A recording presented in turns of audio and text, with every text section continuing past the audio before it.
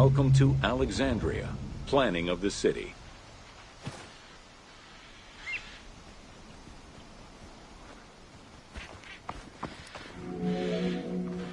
Alexander's plan to build his great city began with a verse from Homer's Odyssey. There is, in front of Egypt, in the sea with many swell. Though Alexander considered this location ideal for his great city, it presented considerable challenges. Too difficult to access during storms, the surrounding swamps, the great walls of Alexandria had a humble beginning. Lacking chalk to outline the future city's foundations, architects were forced to use flour instead.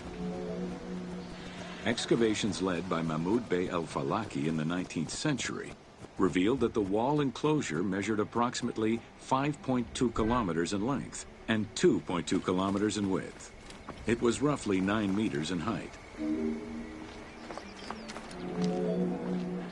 These formidable ancient walls would resist a number of attacks, including fending off the king of Syria in 169 BCE.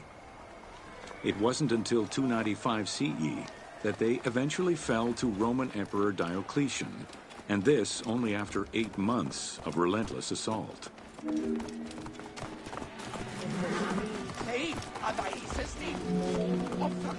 Alexandria's principal architect, Dinocrates, chose a Hippodamian grid plan.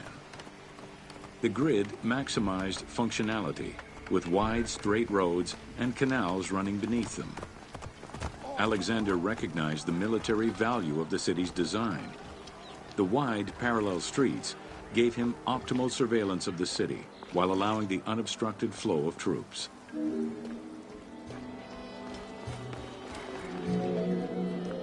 A central corridor ran from the Mediterranean's north port down to Lake Mareotis to the south. This thoroughfare acted as an unobstructed link for commercial trade and travel between the two ports. Many of the streets were bordered with grand buildings and parks, including Canopic Street, with its impressive gate bordering the eastern end.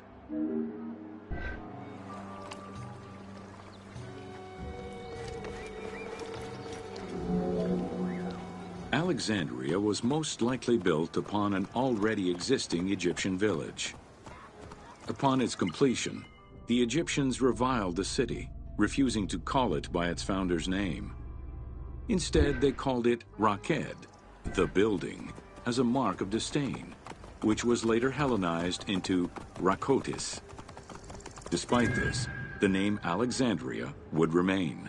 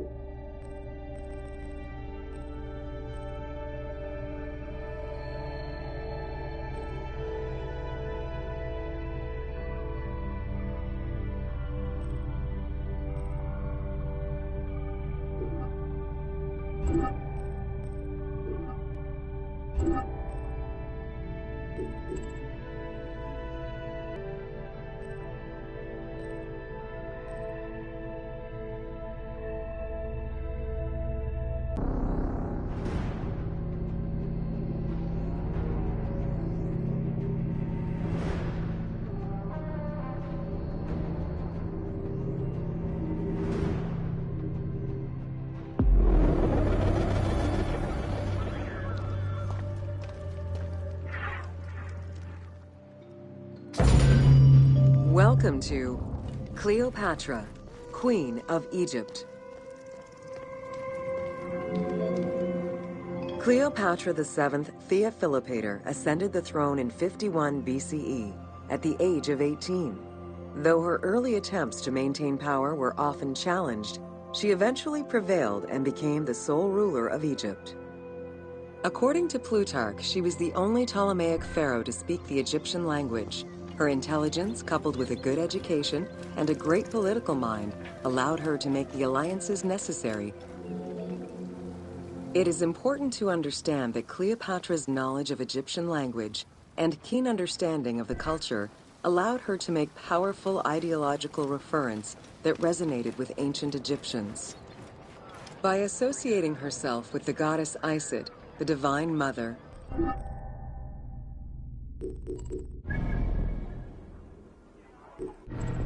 Great of Magic, and Repository of Divine Essence.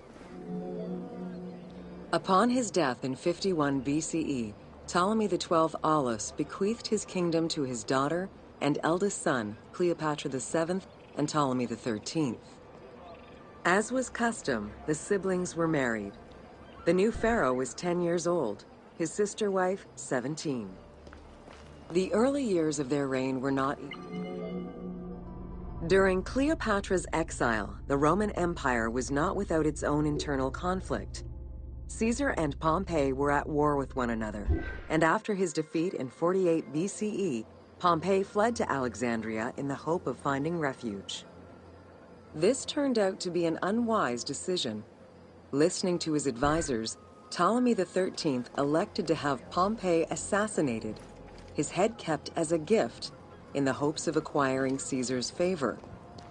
This gambit backfired. Instead of earning approval, the murder of a Roman greatly angered Caesar.